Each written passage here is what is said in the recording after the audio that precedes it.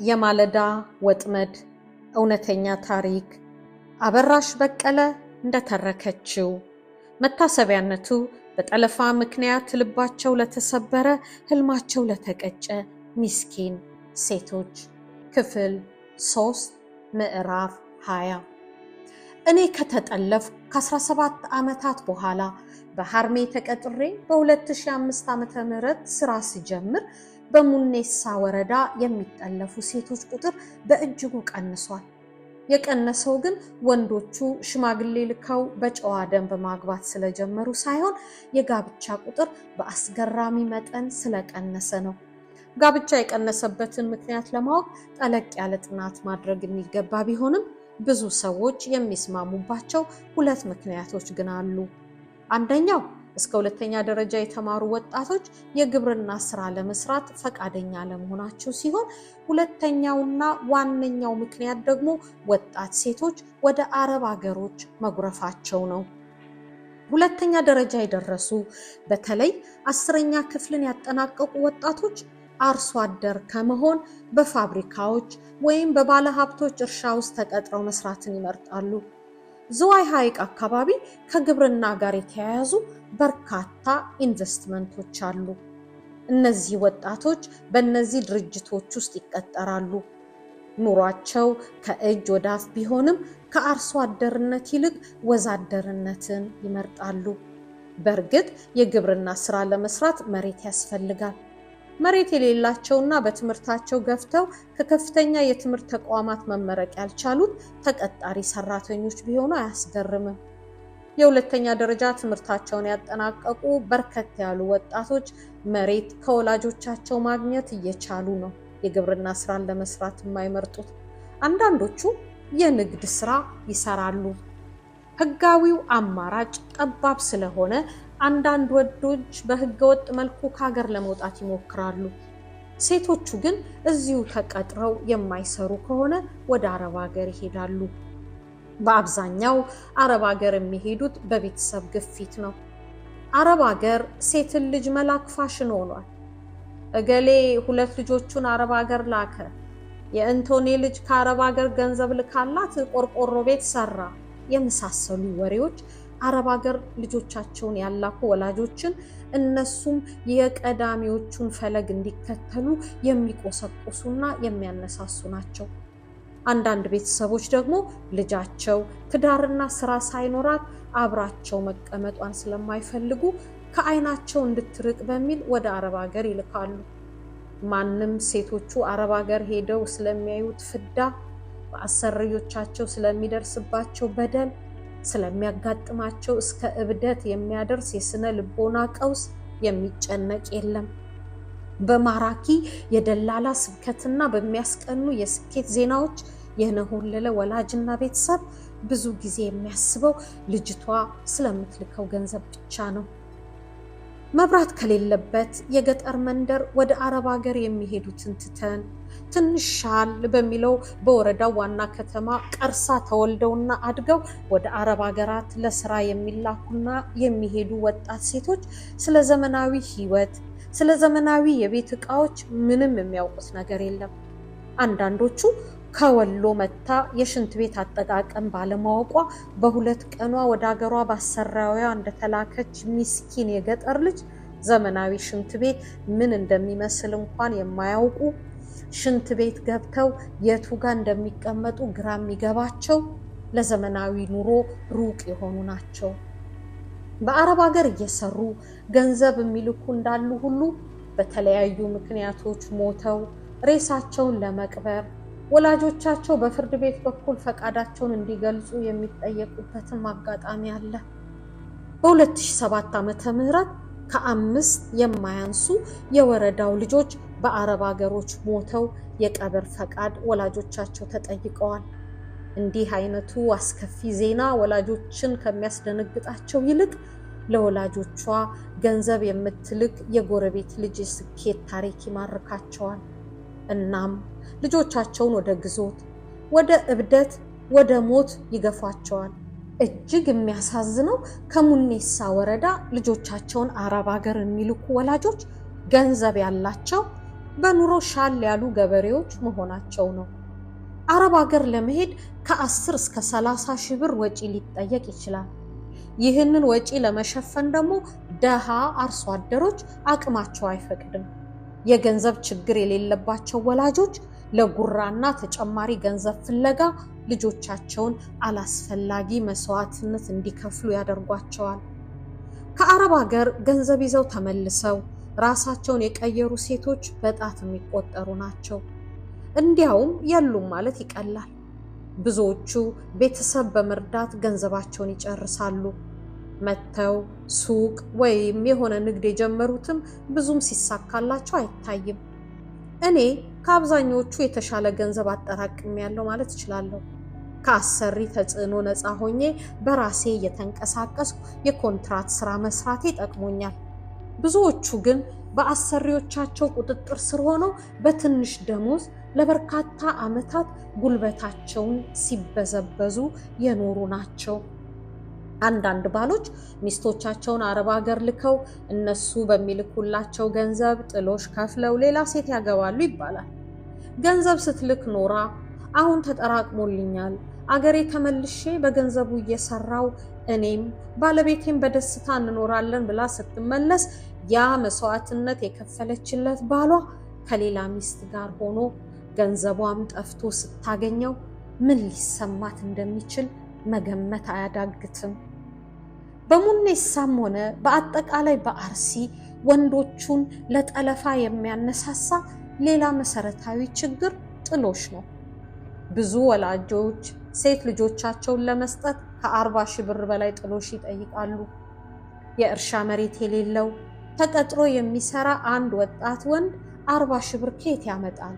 ጠለፋ አቋራጭ መንገድ ነው። አስገድዶ ደስ ያለችውን ልጅ ከዕለታት አንድ ቀን የጠለፈ ወንድ ክብረ ንጽህናዋን ከወሰደ በኋላ 40 ሺህ ብር አልከፍልም ቢልም ወላጆቿ ዝቅ ያለ የጥሎሽ ገንዘብ ለመቀበል መስማማት ግዴታ ይሆንባቸዋል። አሁን በአብዛኛው የጠለፋ ሰለባ እየሆኑ ያሉት መልከቀና የደሃ አርሶ አደሩ ሴቶች ልጆች ናቸው። ይህ እየሆነ ያለው ወላጆቻቸው ቢከሱ ለፖሊስና ለፍርድ ቤት ከጠላፊው የበለጠ ብር ሰጥተው ፍትህ ማግኘት በሕግ ማስቀጣት አይችሉም ተብሎ ስለሚታሰብ ነው። ፖሊሶችና የፍትህ አካላት ለሙስና በእጅጉ የተጋለጡ ናቸው።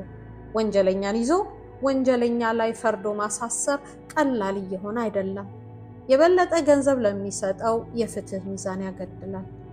አንድ በቀርሳ ከተማ የሚኖር የደህና ቤተሰብ ልጅ አንዲትን የ9ኛ ክፍል ተማሪ ወደደ። ጠለፋ የተሻለና ረከስ ያለ አማራጭ ስለሆነ ይችን የ14 ዓመት ዕድሜ ያላት ልጃገረድ አንድ ቀን ጠለፋት። ልጅቷን ከጓደኞቹ ጋር ጠልፎ ሲሄድ ግን ተነቃበትና ሰዎች ሊይዟቸው አሳደዷቸው።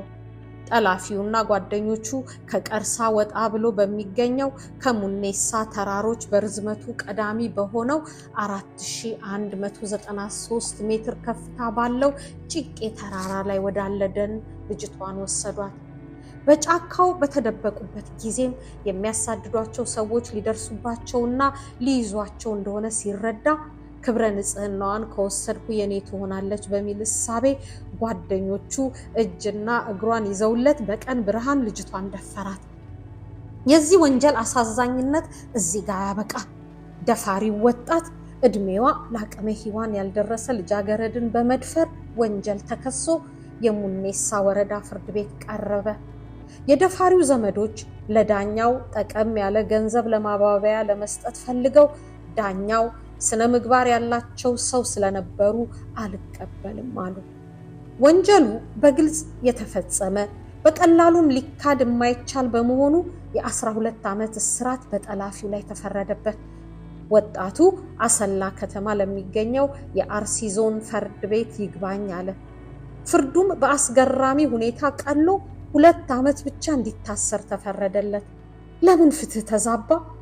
ለምን ፍርድ ተገመደለ ለሚለው ጥያቄ ፍርዱን ያቀለሉት ዳኞች የራሳቸውን ምላሽ ይሰጡ ይሆናል። ብዙዎቹ ግን በሙኔሳው ዳኛ የተመለሰው ገንዘብ ወደ አሰላዎቹ ኪስ ገብቶ ይሆናል ብለው ይጠረጥራሉ። በሴቷ ወላጆች ከሚጠየቅ ከፍተኛ የጥሎሽ ገንዘብ ጋር በተያያዘ የተማሩ የመንግስት ሰራተኞችም በጠለፋ ሲሰማሩ ይታያል። ለጠለፋው ስኬት አንዳንድ ጊዜ የተጠላፊዋ የቅርብ ቤተሰቦች እገዛ እንዲያደርጉ በገንዘብ ይደለላሉ። ማሬ የተባለች የ16 ዓመት ልጃገረድ አንድ ቀን ውሃ ልትቀዳ ወደ ምንጭ ስትወርድ በቁጥር ከደርዘን በላይ እንደሚሆኑ በገመተቻቸው ወንዶች ተከበበች።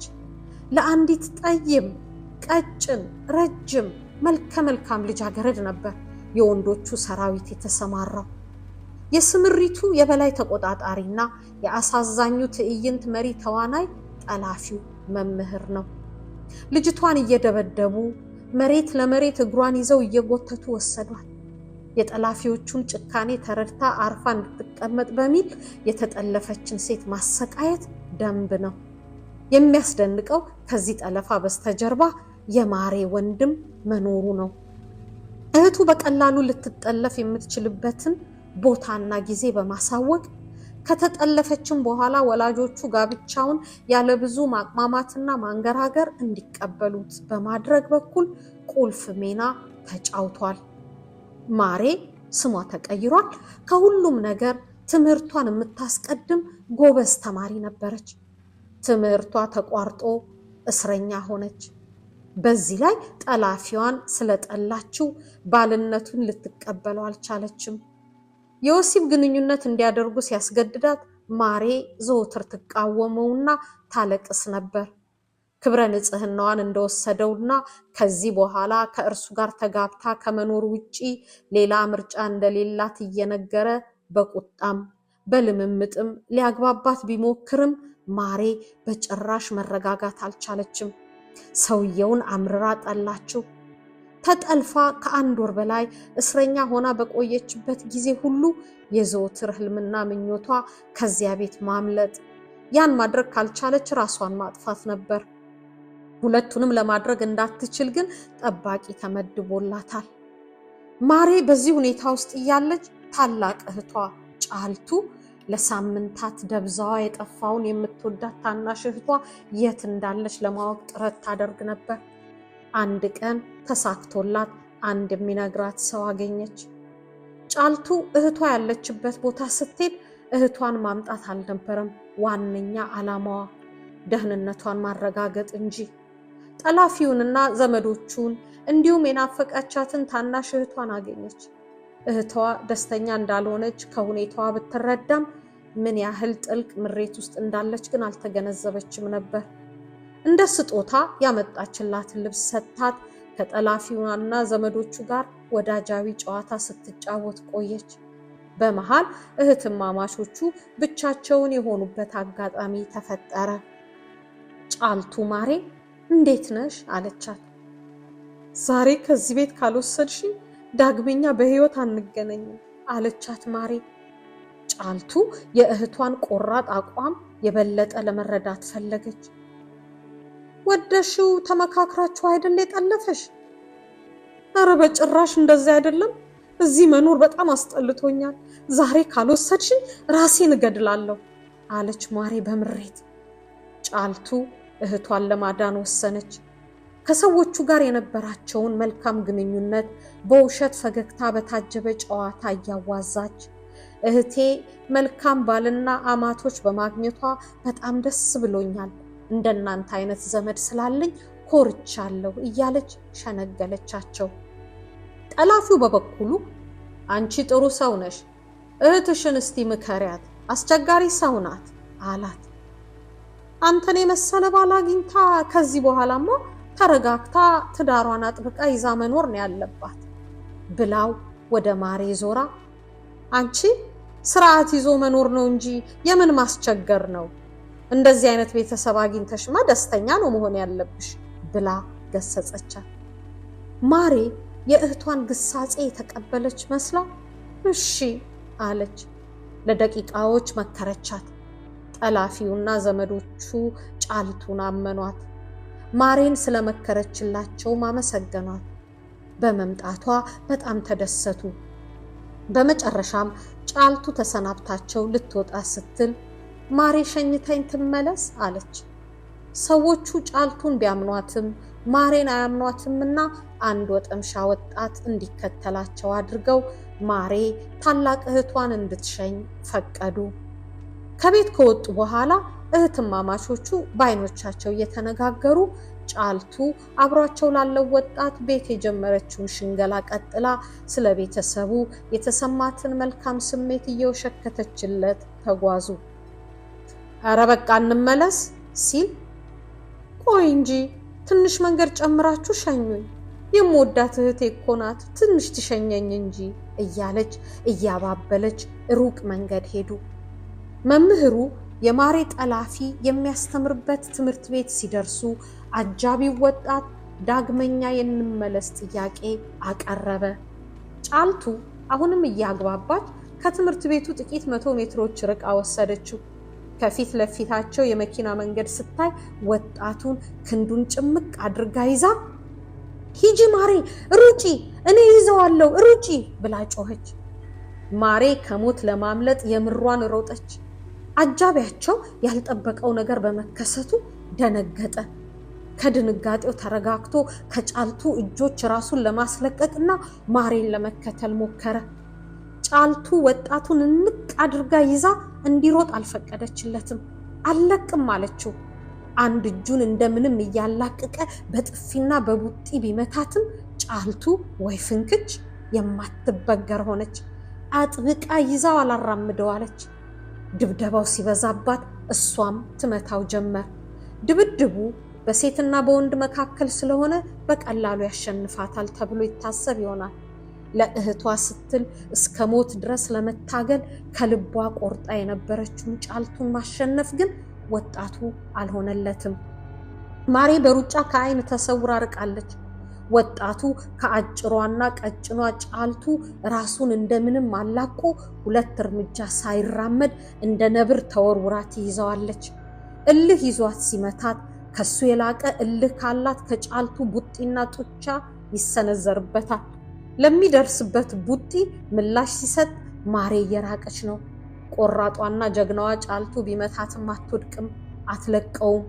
የጭቄ ተራራን የሚያህል እልኋ አስደናቂ ጉልበት ሰጥቷት ነበር። ሞትንም ማትፈራ ለመደብደብ ብቻ ሳይሆን ለመደባደብ የተዘጋጀችውን ሴት ወጣቱ መቋቋም አልቻለም። ቢቸግረው ራሱን እንደምንም ከጫልቱ አላቆ እየተሳደበና እየተራገመ ወደ ቤቱ ተመለሰ። ጫልቱ በድብደባ ጆሮዋ ቢደማም ፊቷ ቢያባብጥም በማሸነፏ ከፍተኛ እርካታና ደስታ ተሰማት። ወደ ቀርሳ ከተማ ተመልሳ ከማሬ ጋር በሰላም ተገናኘች። እህቷን ወደ ቤቷ ይዛ ገብታ አርፋ መቀመጥ እንደማትችል ግን ታውቅ ነበር። የጠላፊዎቹ ግብረ አበር የነበረው ወንድማቸው ወላጆቻቸውን አሳምኖ ትዳሩ እንዲጸና ፈቅደው ስለነበር አንድ ቀን ማታ ሁለቱን እህትማማቾች ለማጥቃት የመጡት የጠላፊዎቹ ቤተሰቦች ብቻ ሳይሆኑ የራሳቸውን ቤተሰቦች ነበሩ። ጫልቱ አውቃ በሞባይል ለፖሊስ የምትደውል መስላ ስታወራ ፈርተው ጥለው ሄዱ። የዚያን ዕለት ጎረቤት ቤት አደሩ።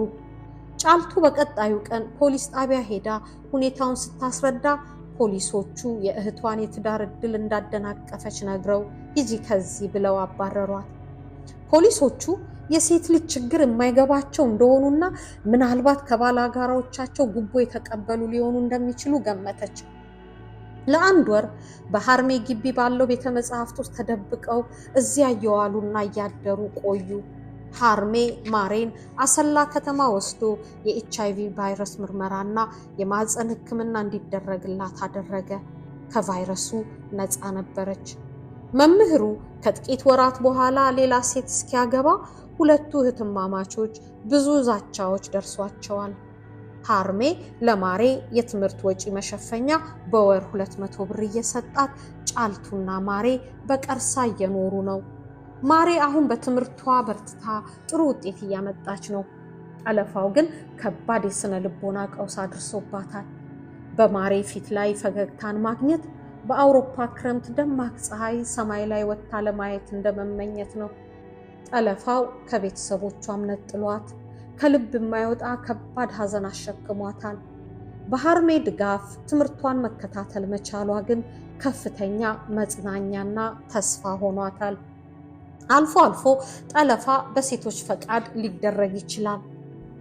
ወጣት ወንዶችና ሴቶች በገጠርም ሆነ በአርሲ የወረዳ ዋና ከተሞች ለመቀራረብ ፍቅራቸውን ተገላልጸው ለመጋባት ባህሉ አይፈቅድላቸውም። በድብቅ ተፋቅረው እስከ ወሲባዊ ግንኙነት የሚደርሱ ጥንዶች ሊኖሩ ይችላሉ፣ ግን በጣት የሚቆጠሩ ናቸው። እንዲህ አይነት ጥቂት ወጣት ወንዶችና ሴቶች ከተፋቀሩና ለመጋባት ከወሰኑ የውሸት የጠለፋ ድራማ ያዘጋጃሉ። እንደዚህ አይነቱ ጠለፋ የሚደረገው በሁለት ዋና ዋና ምክንያቶች ነው። አንደኛው ወንዱ ሽማግሌ ልኮ ወላጆቹ ልጃችንን አንሰጥም ብለው ለሌላ ቢድሯት ከሚወዳት ፍቅረኛው ተለያይተው እንዳይቀሩ ነው። ሁለተኛው እንደ ሌሎቹ ጠላፊዎች ሁሉ የጥሎሹን ዋጋ ለማስቀነስ ጠለፋው የተሻለ አማራጭ በመሆኑ ነው። በቀላሉ ለማስቀመጥ ጠለፋ ለሚዋደዱ ጥንዶች ጋብቻን ለመመስረት አቋራጭ መንገድም ነው። ጠለፋ በሕጉ መሰረት ወንጀል ነው። በተለይ ወንጀልነቱ በሙኔሳ ወረዳ የታወቀው ከኔ መጠለፍ በኋላ ነው። የኔ የጠለፋ ገጠመኝ የሕግ ባለሙያዎችን ትኩረት ስቦ ሕጉ በጠላፊዎቹ ላይ ጠበቅ እንዲል ምክንያት ሆኗል። ብዙም ባይሆኑ ጥቂት ጠላፊዎች ከ7 እስከ 15 ዓመት በሚደርስ እስራት ተቀጥተዋል። በሙኔሳ ሕግ ተፈርቶ ጠለፋ እስካሁን ሊጠፋ ያልቻለው እንደ ሽማግሌዎቹ ጣልቃ ገብነት ወንጀል ሊሆንም ላይሆንም በመቻሉ ነው። ተጠላፊዋ ክብረ ንጽህናዋን ካጣች ብዙ ቤተሰቦች በሽማግሌ ታርቀው ልጃቸው ጠላፊዋን አግብታ ብትኖር ይመርጣሉ። ሴቷ ክብረ ንጽህናዋን ከማጣቷ በፊት ጠላፊዋና ግብረ አበሮቹ ከተያዙ ጠለፋው ወንጀል መሆኑ አይቀሬ ነው። እንዲህ ያለ ሁኔታ ሲያጋጥማቸው ግን ወንዶቹ ራሳቸውን ከወንጀል ነፃ ለማድረግ የተለያዩ ዘዴዎችን ሊጠቀሙ ይችላሉ። በገንዘብ ፍትህን ለማዛባት ይሞክራሉ። ተጠላፊዋን ወይም ቤተሰቦቿን ያስፈራራሉ። አንድ የሰማሁት የጠለፋ ታሪክ አለ። ጠላፊው ከግብረ አበሮቹ ጋር ሆነው አንዲት ሴት ይጠልፉና በፈረስ ጋሪ የተሳፋሪዎች የእግር ማስቀመጫ ላይ አጋድሟት ልክ እንደ ዕቃ በሚንቀለቀል ፈረስ በሚጎተተው ጋሪ በሙኔሳ ወረዳ ዋና የጠጠር መንገድ ላይ እያነጠሩ ሲወስዷት ልጅቷ ስቃዩ ከመጠን በላይ ሆኖባት ጮኸች። የልጅቷን ጩኸት የሰሙ ጋሪውን ሲከተሉ ጠላፊዎቹ ከጋሪው ወርደው አመለጡ። ልጅቷ ወገቧ ተላልጦ ከበድ ያለ ጉዳት ደረሰባት። ጠላፊው ተይዞ ቀርሳ ፖሊስ ጣቢያ ተሰረ። ሃርሜ ልጅቷን አሳከማት።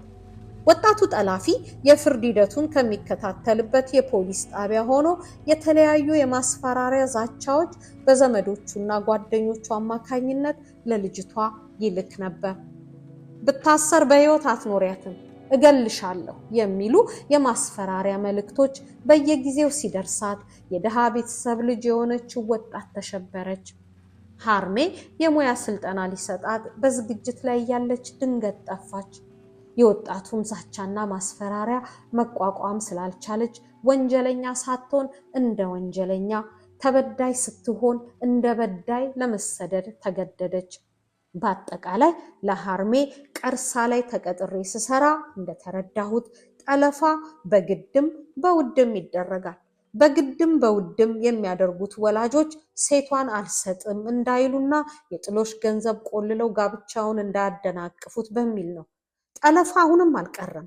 ከጋብቻ ቁጥር መቀነስ ጋር ግን ጠለፋም ቀንሷል። ውድ ጥሎሽ፣ ወጣቶች ተዋደውና ተፈቃቅደው የሚጋቡበት ሁኔታ አለመኖር፣ የፍትህ አካላትና ፖሊሶች በገንዘብ መደለላቸው፣ የአገር ሽማግሌዎች የጠላፊውን ቤተሰብ ከተጠላፊው ቤተሰብ ማስታረቃቸው ጠለፋ በሙኔሳ ብቻ ሳይሆን በሌሎች የኢትዮጵያ ክፍሎችም እንዲቀጥል የሚያበረታታ ነው። ከተሞች ሲስፋፉና ሲበዙ መረጃ በስልክ በሚዲያና በሌሎችም መንገዶች እንደ ልብ እየተንሸራሸረ የህዝቡን አስተሳሰብ መቀየር ሲጀምር ጠለፋ ኋላ ቀርና ጊዜው ያለፈበት ባህል መሆኑ አይቀርም። ግን ያ እስኪሆን ለምን ያህል ዓመታት አስከፊው ሁኔታ ሊቀጥል እንደሚችል መገመት ያዳግታል።